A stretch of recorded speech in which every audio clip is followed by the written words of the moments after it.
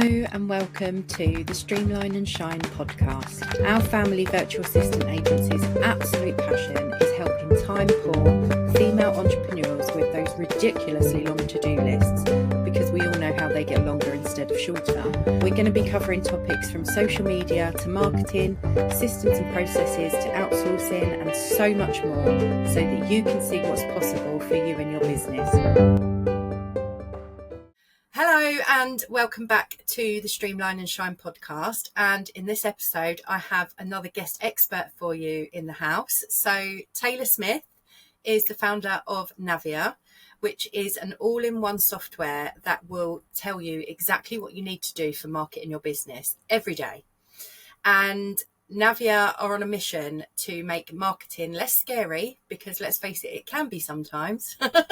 And yes. they want to make it a lot more fun for business owners. And believe it or not, Taylor has got more than 15 years experience in things like branding, strategy, and content creation. And how have you worked with thousands of clients? Like, that blew my mind. Very busy. I know, honestly, it's crazy in my head too. I absolutely understand that. So welcome, Taylor. Thank you so much. I'm so excited to be here and to chat today. It's going to be great fun. Me too. I'm really geared up for this. So we were just having a chat. We've had a few chats, haven't we? But yes. Before we hit record, we were talking, and we've decided to do a mini series with you, haven't we? Yes, we sure have. I can't wait. I know. I'm so excited. So you're going to talk to us about all different aspects of marketing in this mini series. Yes. But today you're going to talk to us about what to focus on when marketing feels overwhelming. Yeah? Yes, absolutely. Okay, so I'll hand over to you and I'll ask questions along the way. Yes, absolutely. So, I have been working with many clients over 15 years, which is very crazy to think about. And every time someone comes to me, it is because they're overwhelmed, they're confused. The world of marketing has so much noise out there.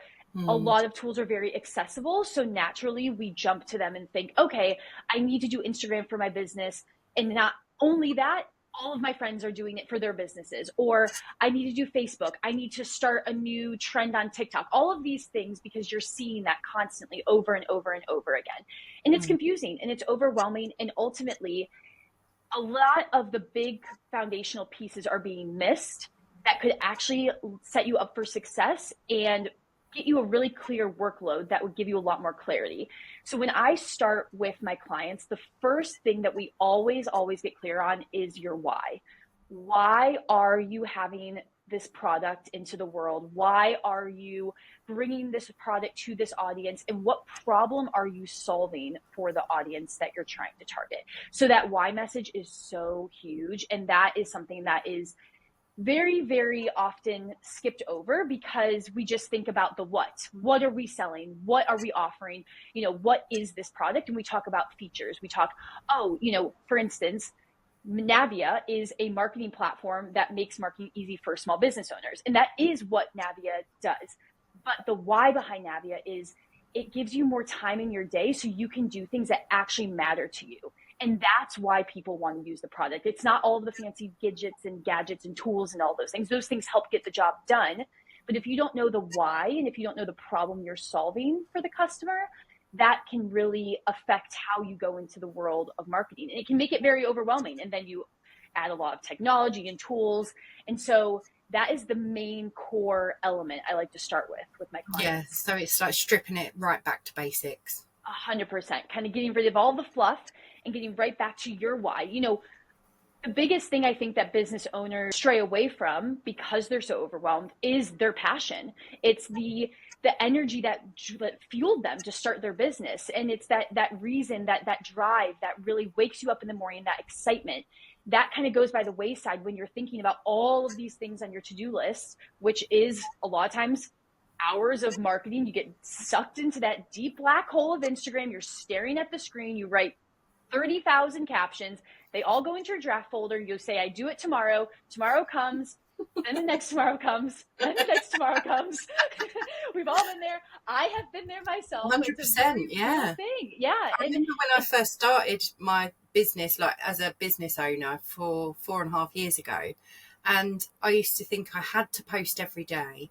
And it could take me 3 hours to do one post because I was new to the game, I knew how to use Instagram, Yeah, but I didn't know about messaging. I didn't know about the graphics. I was learning Canva at the same time, like all of those things. totally.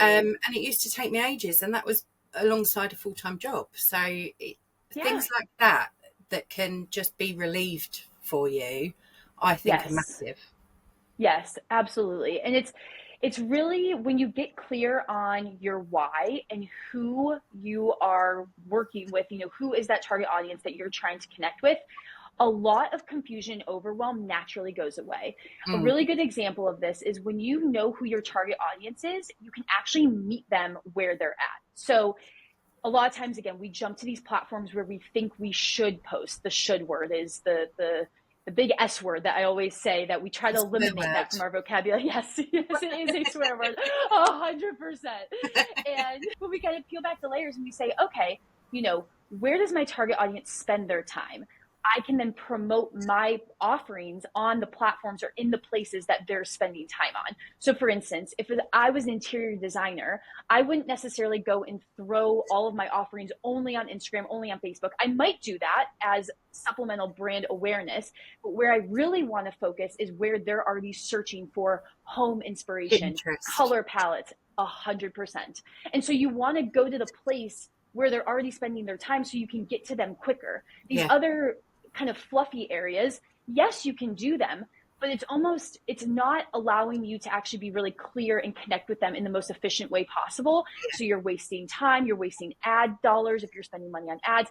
It ultimately just adds, again, this overwhelming confusion because you're not being really clear and concise on that pathway forward. Mm, So that why really just centers everything for yeah. you And I and think for the I audience. remember someone saying to me, I think I said to them, business is hard. Like being a business owner is hard. And she said, business is only as hard as you make it. And you just reminded 100%. me of that. And Yeah. I learned from that just from one person saying it to me. But Yeah. I do think at the same time that it's very easy to just continuously add to your to-do list. Like Oh, I know yeah. people who have got lists of lists. Like it's just, which is Yes. mental. And Yeah. Yeah. those people need a team. If you've got a list of lists, like you need help, Yes. serious Yes. help. Yes. Absolutely. Yes. Yes. You need a VA, you need systems, all Yeah, the things. exactly. But I do think that's very true, though, that you can you can make it a lot harder for yourself, like you say, by marketing in the wrong places. Yes, the wrong places. And I feel like a lot of times I do business audits where I go in, I'll review your business, and then I'll give you a clear path forward. So I'll tell you what to fix and then give you a 90-day plan moving forward. So you know exactly what to do each day so that you can improve kind of what's going on. Mm, The biggest thing that I see is people talk about the what versus the how they're transforming their client's life. And again, kind of like I was saying earlier, there is there's a gentleman named Simon Sinek, and he has this whole book about the power of why, and it's an yeah. incredible book if you need one. And he discusses how Apple, for instance, they sell the transformation, they sell the lifestyle that you will have if you engage or purchase their products. It's kind Mm, of creating this dream persona of yourself. And then, think about it. When you want something and you close your eyes and you really think about it, you're imagining your future self in those shoes. So mm, if you can paint that picture for your client, hey, this is what you get. And this is how your life will be transformed when you use my product or service, that instantly creates trust. The one other thing that I always try to do, it's an exercise with my clients, is we go back and I say, okay, what fueled you to start this? And then 99% of the time, it's usually because of an experience that person has had. So mm, I try to take them back to that moment. I say, okay, how did you feel in that moment? Because the easiest person to market to is a previous version of yourself. okay. And if you think about in that moment, how did I feel when I wanted this solution? With Navia, I've seen clients myself overwhelmed by marketing, not knowing what to do, not knowing which direction to take. And in that moment, you don't even know, again, what platforms to use because you're not clear on these foundational bits. Mm, Navia helps you get clear on those foundational bits. And so I used my personal experiences and the experiences I have with my clients to really drive that value home of, you know, getting clear on your why, getting clear on who you're selling to, getting clear on, yes, what you're selling, but what's the story behind your product? Why did you launch it? What did you experience that motivated you to start this? And then allowing them to then embed that in their marketing. So it's quite simple, you know. It's not, but it is, you know. It's really, I think the biggest thing in business that we forget too is that it's all about it's so much to do with us as business owners as well. If we know who we are, if we're feeling good about ourselves, if we're feeling good about our future and kind of how we're aligned with the business, everything gets more clear because we're really clear on kind of what we stand for. And so much of, you know, business is a lot of personal development too, when it comes down to it. Oh, definitely. Yeah. I mean, yeah. I've learned so much since I started my own business. And even a couple of weeks ago, I decided to strip things back to basics for us and think, right, who is our ideal client? And I wanted to work on whether we needed to niche, because I kind of rebelled, because I thought, no, I don't want a niche. Like, fuck off. I don't want to do that. Totally. Yes. But the thing is that I always think that with the business that we can help so many people, and it doesn't really matter what industry they're in, what they do, what they offer, you know, as long as we can work from where we are and help them where they are, that's all that matters to us. So I did do a bit of work, and I decided I still don't need to niche. So, but it's good to review things like that every now and then, isn't it? Absolutely. And I think the idea of niching there's so many different ways to niche, and I feel like it has a bad rep because people think niching means one type of person. They have to be a certain age, live in a certain area, all of these things. That is just a way to filter one type of person to talk to. But you actually, for each offer, should have different kind of segments that you are marketing toward, but they can range in kind of, you know, different filters is how I like to call them. And what it allows you to do is just be consistent with your messaging for how you're trying to sell that product in different scenarios. But every day is different in the world of business. And so it's about being consistent, but being adaptable and finding what works and finding those filters that you can adapt along the way. And maybe for you, it's adapting the industry, because you're saying, hey, we know that people who are overwhelmed, people who have to-do lists on to-do lists, people who don't use Google spreadsheets really need your services for, you know, systems and organization, and your love of Google Sheets. That is everyone's nightmare a lot of times. So you can help them with that. And that is your niche. That is, you know, that those are your values that you can sell and connect with the user on. It's not necessarily an industry or an age range or a marital status. You know, there's all these different kind of characteristics that I feel like kind of fall under this niche umbrella, and you're totally doing exactly what you should. I think the demographic work for certain industries, you know. Yeah, absolutely. But I mean, for someone like us, the demographics really don't matter. So as long as we can get login details and they know what they need, that's all we need from them. But I think for us, like especially with our messaging, it was learning about how to go deeper about their desires and their dreams and their goals and fears as well, you know, their struggles and stuff. So that's the niching bit for me. I don't do the demographic stuff because it's shit to us. So and you know what? I think like you should really commend yourself for being able to figure that out for your business as well, because that's a massive. I think we're always trying to figure out what works, and that's really great. But it's just as important to figure out what doesn't work, because that's where you're wasting time. And if you're like, hey, demographics don't work for me, and that's not what's best for my business, that is a massive win. So that's huge that you were able to figure that out, because that just allows you to streamline. Hey, okay, now I know what variables are good that I need to match in and out. And then you can just align your different offerings to those different factors. Yeah, exactly. Okay. So we know not to focus our energy in the wrong places where our ideal clients are hanging out rather than where they're not. So what else could we do if we're feeling a bit overwhelmed with marketing? Yeah, totally. So I am a big proponent of setting goals, and I think you should work on one goal at a time. And I am a big fan of the method called the OKR method. So it's objective and then key result. There's lots of different ways that you can set goals, of course. The biggest thing that I always try to do, though, is set a start date and an end date and make sure that it's measurable. So there is a number, a quantitative number in there. So you're starting at 0 and then you want to get to 50 or whatever that is. Or, for instance, in Navia, we're setting up the strategies so that it's just meeting you where you're at, not necessarily based on your growth goals. So for instance, we help you just literally get consistent by posting on Instagram 5 days in a row.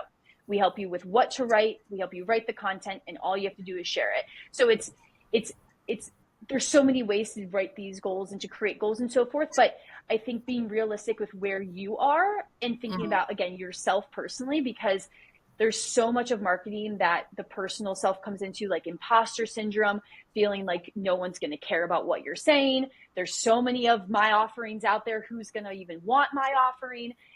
All of these things. But the thing about it is, if you stay silent and stay quiet, no one's ever going to know.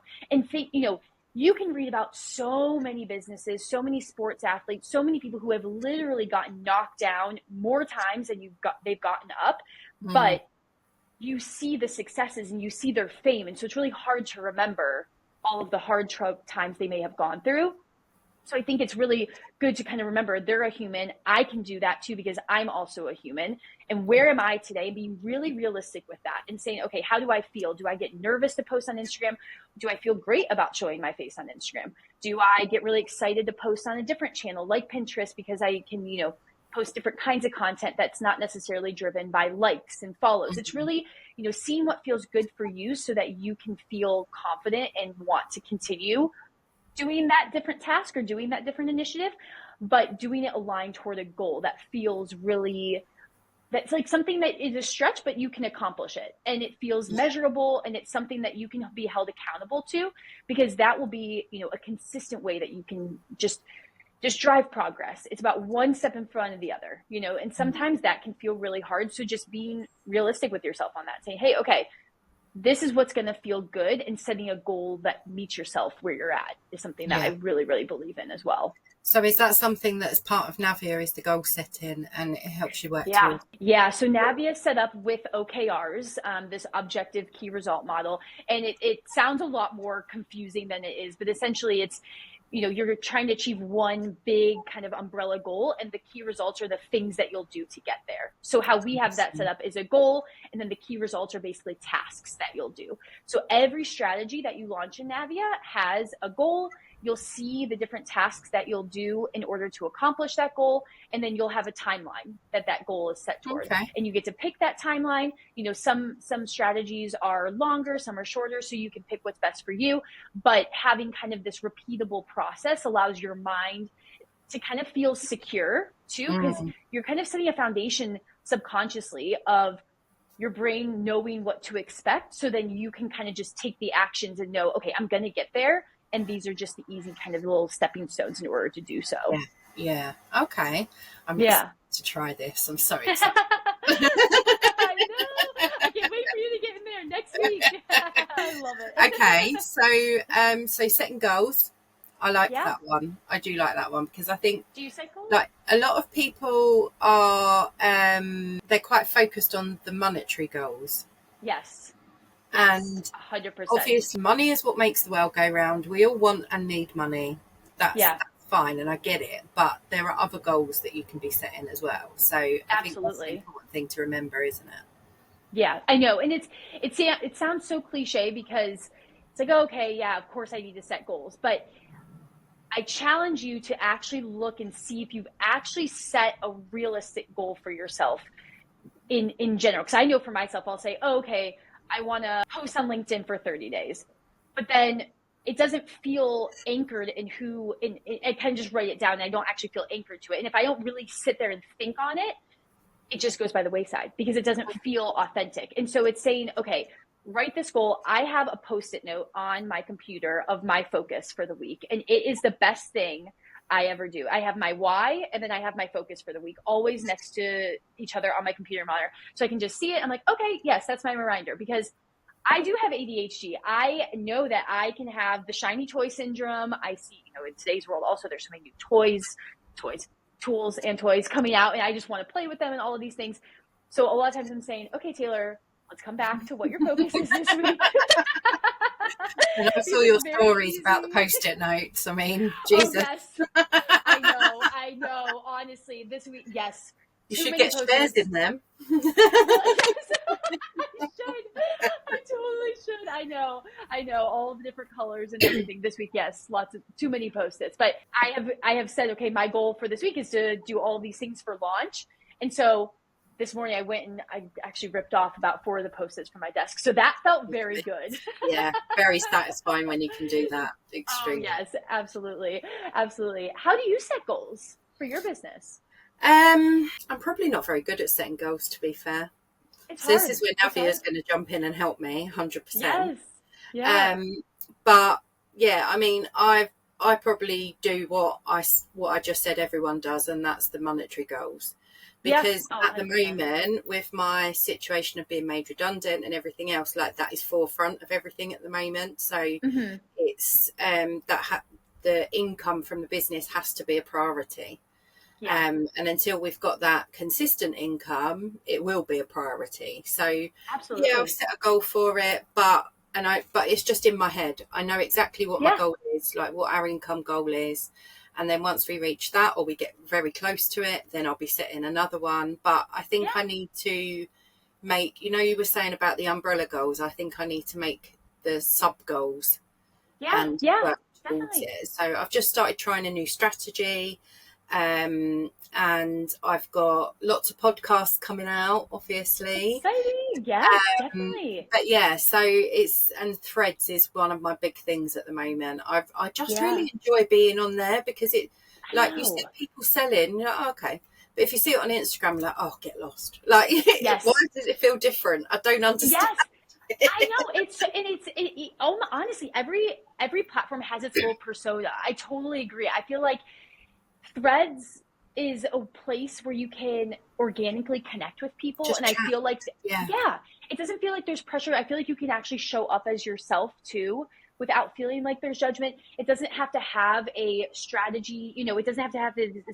No. It doesn't feel like there's expectations for yourself when you go on there. You feel like you can just post and you're just going to be accepted. Yeah. And even I'm sure there's an algorithm on there, but I don't care about what the algorithm thinks or what it shows me, because it's such an interesting platform. Like, it will show you a lot of people who you don't follow, granted. Oh yeah. But I think that's a better way to connect. Whereas the suggested posts and all of that kind of stuff on Instagram just get on my nerves because the algorithm hasn't got it right.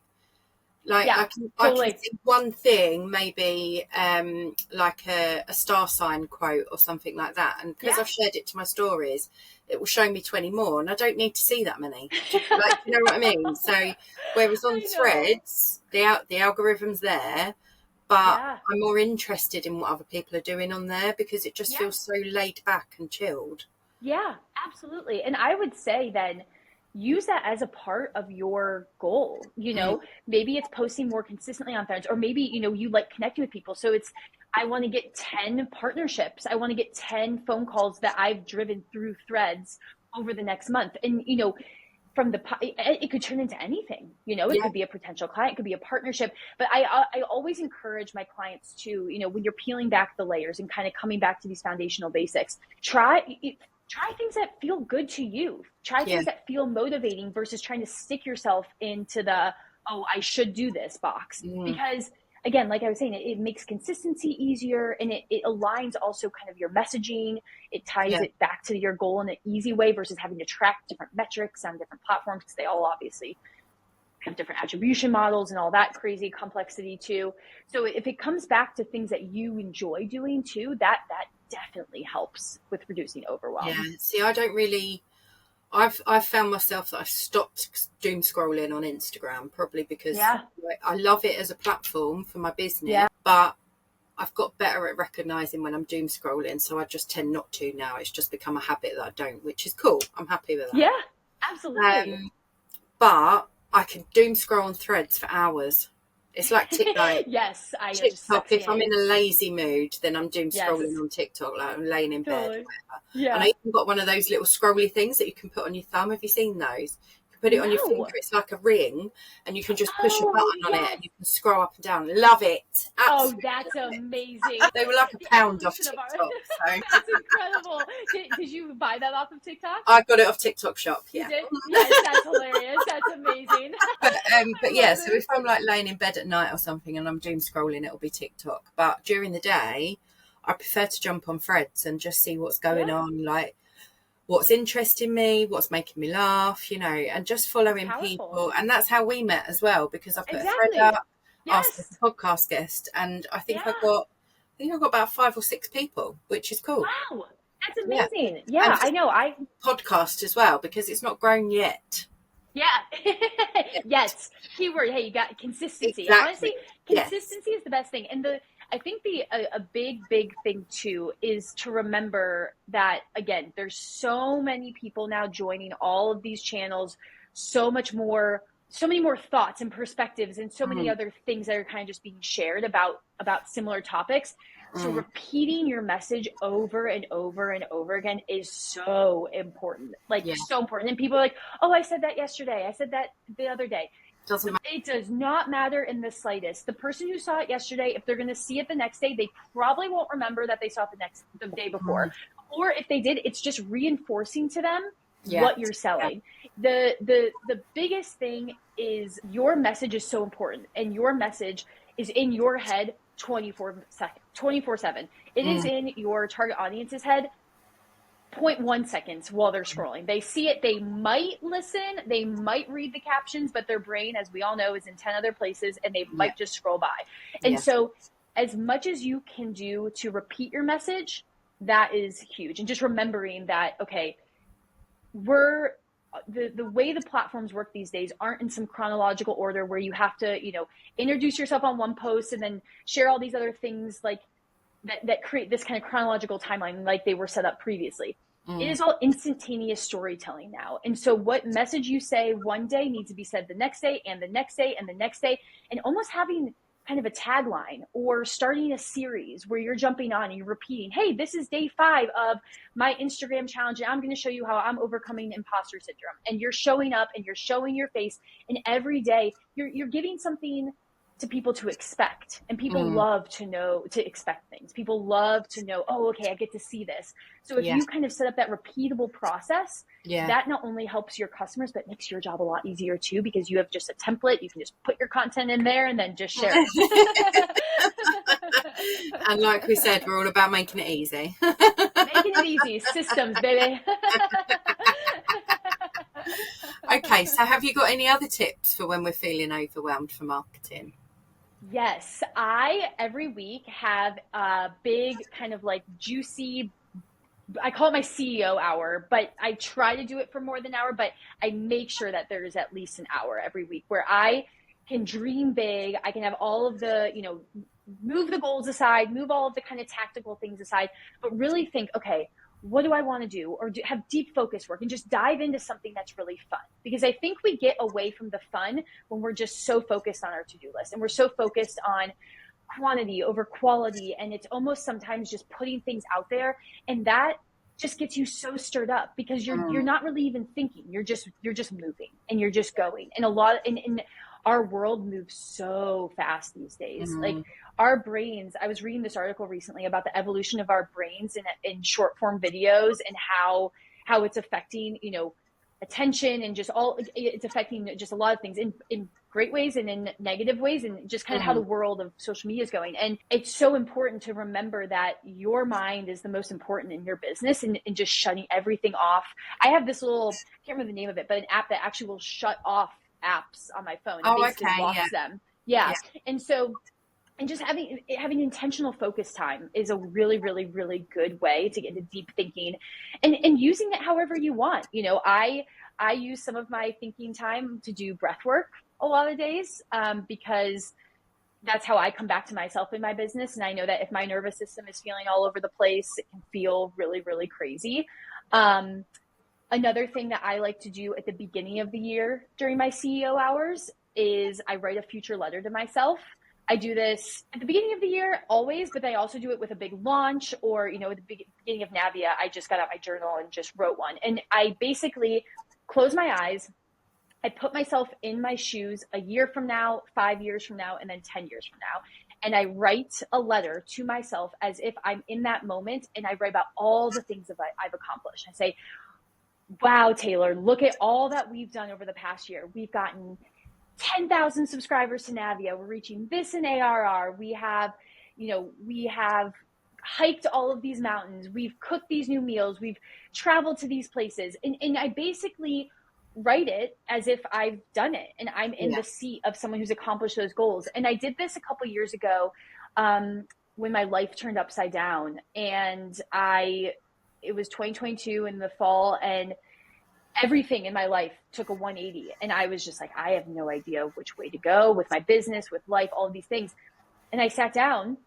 I wasn't really big into journaling at the time, but something was pulling me to write a letter to my future self, and I had never done it before. I basically wrote out all of these things I wanted to do because I tried to see it as an opportunity. I have a fresh slate. I can do anything I want, and I wanted to learn how to sail. I wanted to learn how to meditate. I wanted to hike a new trail every week. I wanted to grow my business to certain levels. I wanted to learn new things. I wrote this beautiful long letter, and I put it in my journal, and I actually completely forgot about it. The next year, I was going back through my journal, and I was like, oh my God, this is that letter I wrote.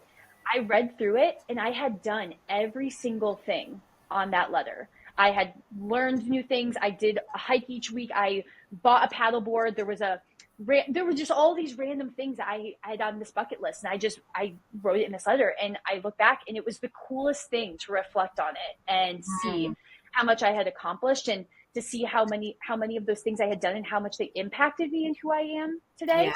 So now I do it for everything. I do it for business. I do it for myself.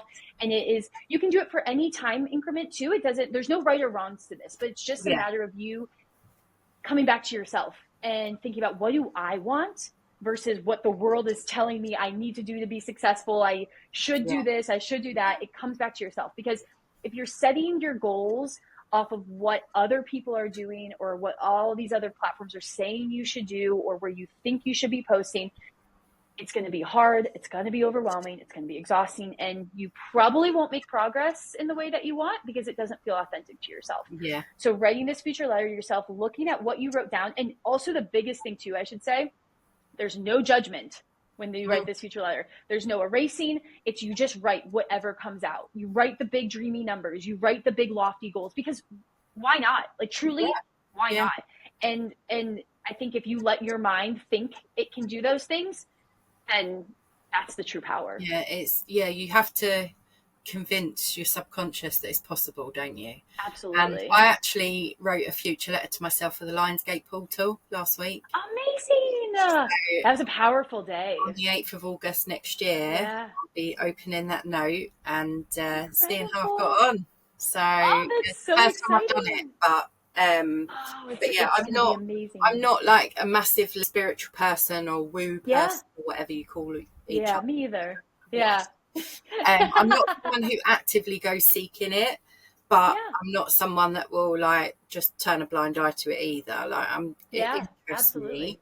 But it's not something that's part of my daily life kind of thing. So when something feels that I could give it a go, or like when I had a situation at work a few months ago and I was writing a letter to the universe, and I just kept coming out here and I was saying it out loud every morning. And, like I've never done that before either. Yeah. But it turns out that everything worked out okay. So I was going to say, how did it go? Yeah. It was fine. I more or less got what I needed to get out of the situation, and that was all I needed. So I felt better. So that whether it was that or whether that was going to happen anyway, who knows? Yeah. So it's just about mixing and trying and seeing if it works. Exactly. And if it feels comfortable, why not try it again? If it doesn't feel comfortable, I mean, just let yourself kind of have fun. See, I'm not a journaler. I hate journaling. I can't get on with it. Totally. Like doing it every day just bores the absolute pants off me. Oh, let me be clear. I am absolutely the same way. I am like, my journal is basically bullet points of like, today I get inspired, and then I won't look at it for a while. And then some days, when I go to therapy, I'll kind of write down a lot of things. I'll feel inspired. Oh yeah. And I think I was always trying to fit myself into boxes and with business, with my personal self, with journaling, with, I should do meditation, I should do all these things. And when I released that pressure and I said, okay, I can just journal however I want. I don't have to do it daily for it to be successful. And I just do it for these future letters. I do it when I feel inspired. If I want to remember something personally about myself, I'll write it down. But I think just doing what feels good to you is the biggest thing. Yeah. You know? I mean, I went to a friend's business event at the beginning of the year, and at the end there was a Reiki session and sound bath, and I love both of those. Yes. And at the end, the VIP ticket holders, obviously I was one because it was my friend's event, crystals, and they were like, they'd been cleansed that they were ours, kind of thing. Yeah.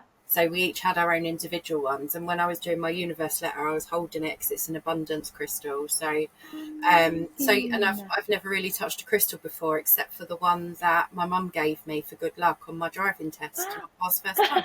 That crystal came every time I had my 3 girls, and it stayed in my jewellery box otherwise. So it's, you know, it's just little things like that. Like, I'm not completely ignorant of it, but it's not something I can do every day.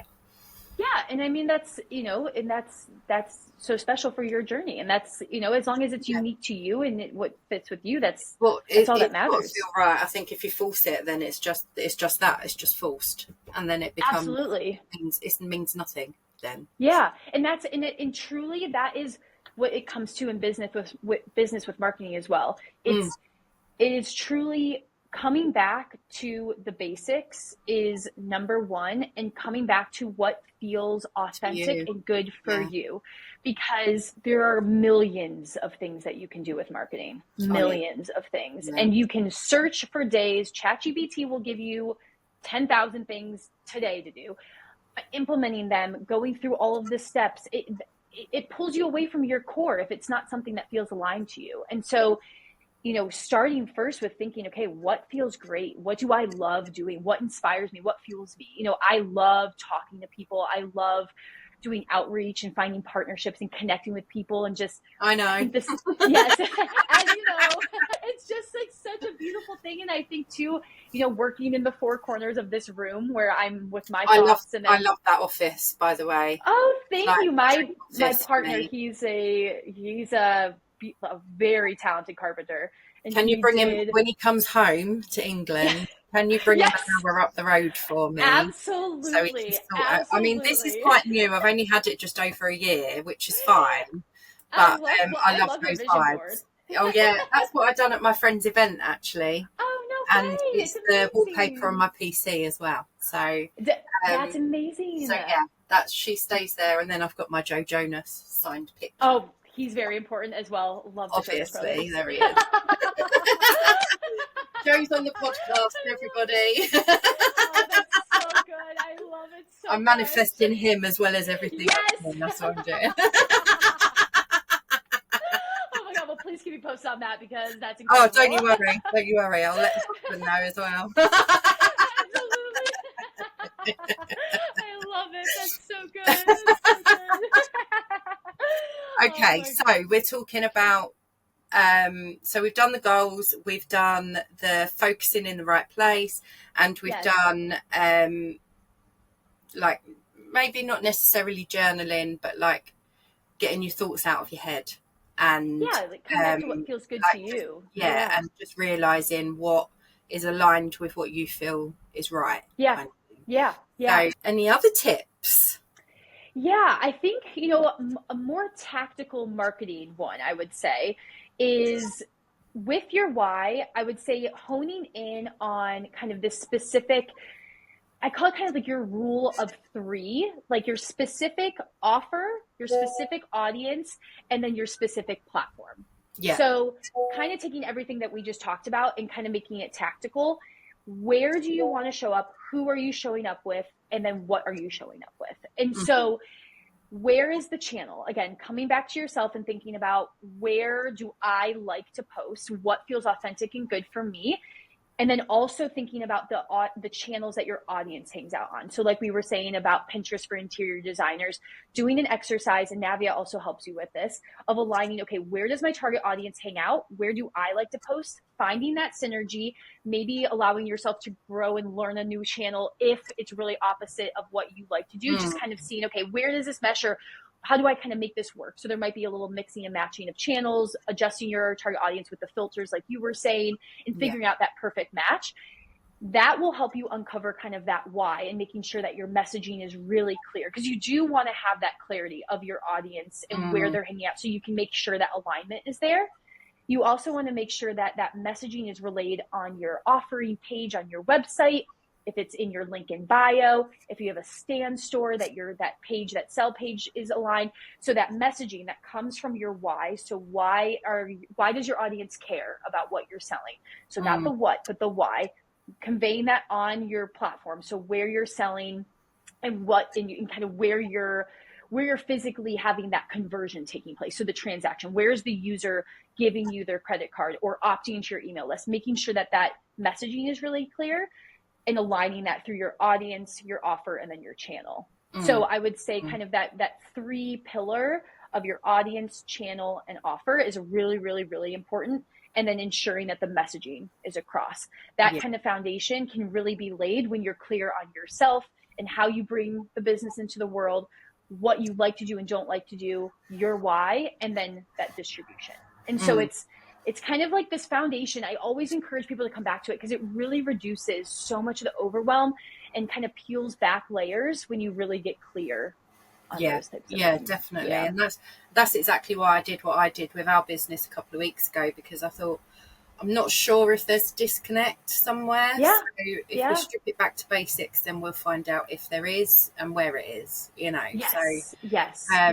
But yeah, so I do think it's something that you can revisit, like, I don't know, every quarter, every other quarter.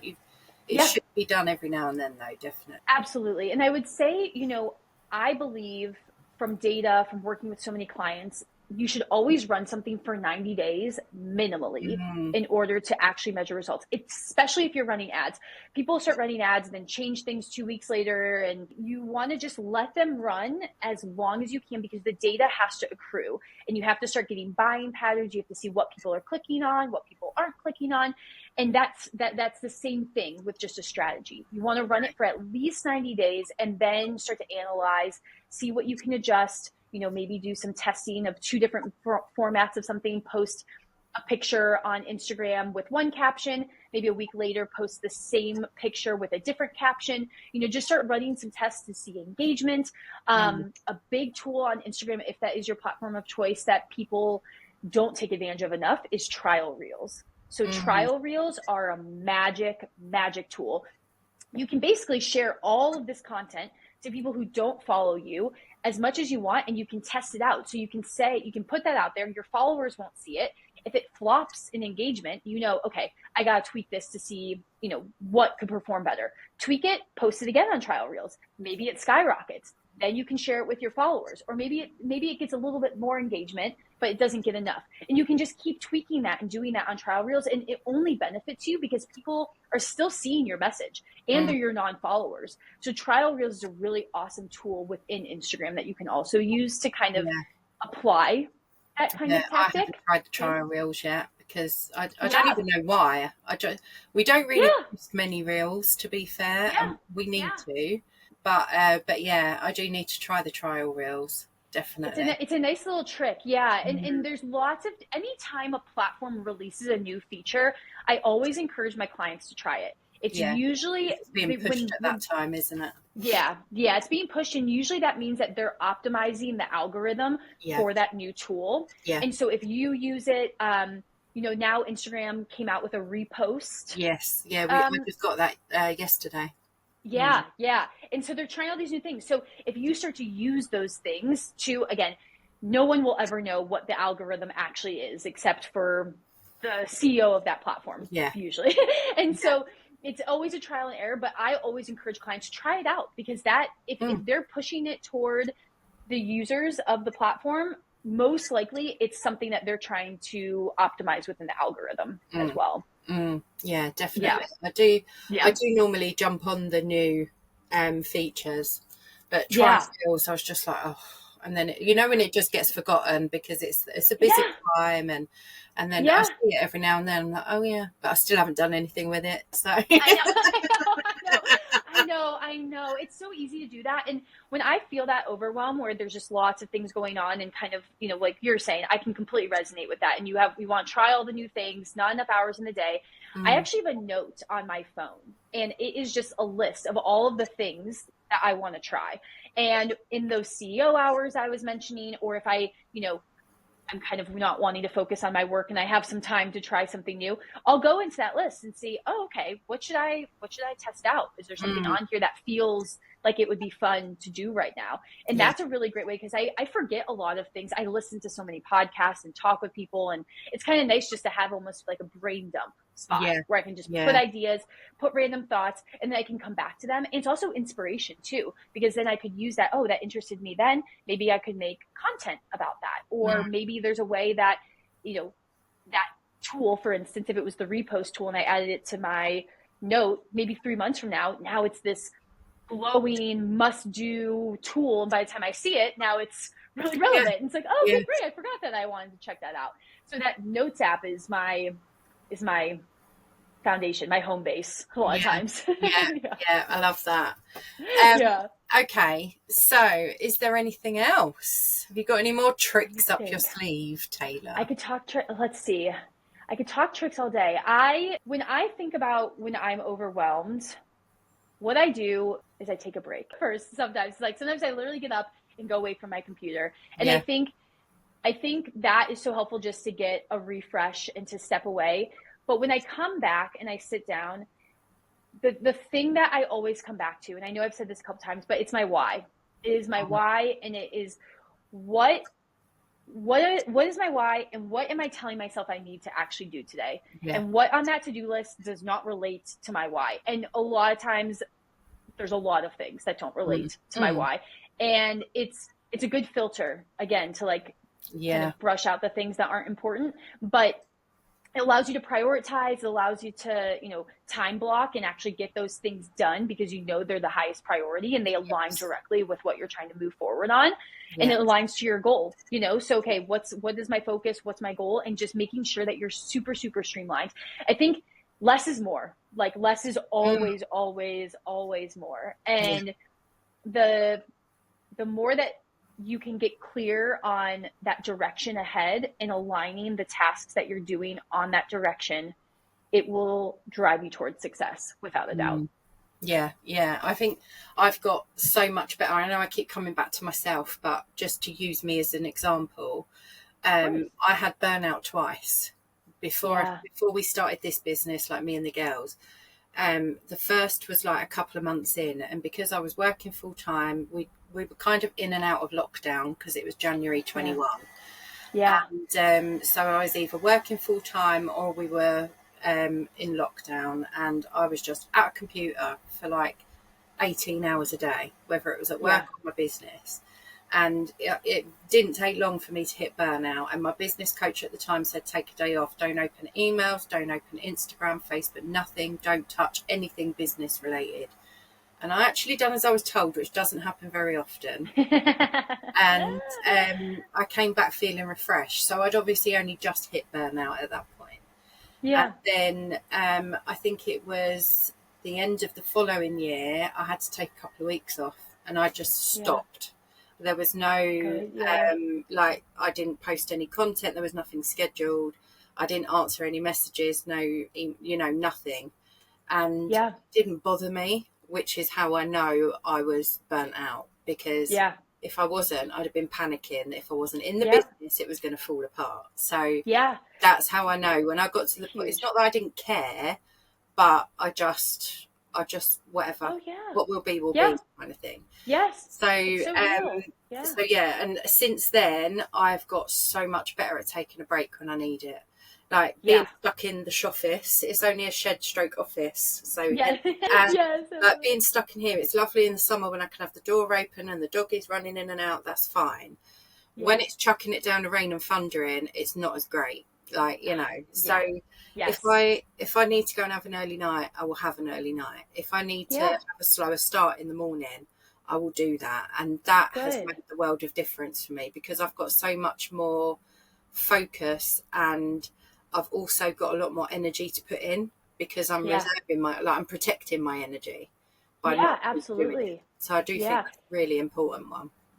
Oh yeah. And do you think that that's helped you kind of prevent yourself from getting into burnout again, is kind of taking these breaks and being definitely? I mean, the situation I'm in now, like I say, with being made redundant, I could have easily gone all in, like worked all hours of the day and night to make sure that we've got that money in, but fuck that, like no way. I want to be here. Right, yes, absolutely. So yeah, that's definitely helped me, so I do think that is a big one. And it's so hard to listen to ourselves. It's like, in our world, I struggle with that a lot, to listen to myself. And it's definitely the common theme when I go to therapy and I'm talking to my therapist. It's like, we've been working on it for years. And I started, I love tracking my progress and things. For me, that I need proof that I'm making progress. That's like a mental thing for myself. And I started an intuition tracker of all the times I didn't follow my intuition, and my intuition was correct because I wasn't listening to myself. And a lot of them came in business, where when I was, starting to make Navia, I would have ideas for how it should look and these functionalities and so forth. And I would start on the path that I was suggested by someone else. And not that it was a bad path by any means. And it was a great, great idea, but we would come full circle, and it would come back to the idea that I did not stand up for enough, and I didn't really believe in, or days where my body was saying, you need a rest. And like you're saying, I just pushed through, and I would not give myself that. And I would feel it. I would feel the immense just drowning of emotion and just sadness and depletion over things that are my fire, my sunshine, and the things that bring me so much light. And so coming back to yourself and finding those moments of, okay, like I don't have a ball and chain. I can get away from my desk for a bit. It is going to be okay. Reminding myself of that, because I understand it does feel like the world is going to shatter sometimes. Like, I can't do it. Like, this is so important. It's like very, very real. Yeah. And then kind of just reminding yourself, like, no, I have to be number one so that my business can be number one. Like, if I'm not feeling good, everything is going to be reflected in my business. Exactly. Yeah. Your energy is definitely like, what's the word? It's like, oh my God, why can't I think of the word? Like, what you feel inside is, like in your energy inside, it's like portrayed outside externally. Oh, yes, like reflected. Yeah. It's so 100%. Easily done. And absolutely. I think it's really, you've got to be really careful with how you're feeling, because like if you've got desperation, or you've got, like you're feeling really down about something, you're worried, all of that is going to come out. Oh my gosh, no matter what you say, it'll come out. No matter what you say, we're all humans at the end of the day. Exactly. Like, we all have emotions. There's nothing wrong with feeling up, like that. We all go down. Yeah. And like, there's nothing wrong with feeling any of those ways, because it's part of the journey, and it's actually what makes you propel forward as well. Yes. So me and my oldest daughter, a little personal story here.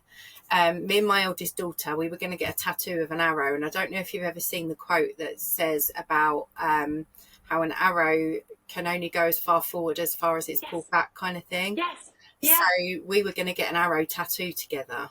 And then I got unwell, and I'm not allowed tattoos anymore, so she had to buy me a Pandora bracelet instead with an arrow. That's good. But yeah, that always reminds me of looking after yourself before anything else, whether it's your business or whatever it might be. I love that. I remember that. I just think that the more everyone calls them mistakes, but it's not, it's experience. So the more experience you have, the further you'll go.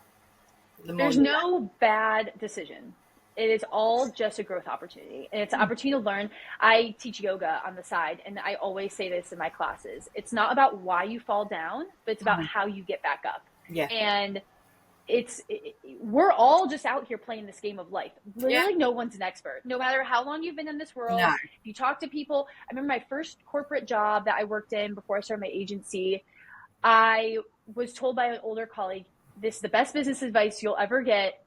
Fake it till you make it." And I was like, "What?" And then you realize everyone out here is kind of just learning as they go. Winging it. We're all winging it. And I think the more that you can connect with people on that and have that beginner mindset and say, I don't know this, and that's okay. You're not expected. You can't know everything. Nobody knows everything. And that'd be boring if you knew everything. Like, it's exciting to learn. It's exciting to connect with people like you, and I get to learn about what you do and learn about your obsession with Joe Jonas and your vision board and all of these amazing things that I get to learn. You haven't got long enough for me to talk to you about them. One day, over time, I'm committed.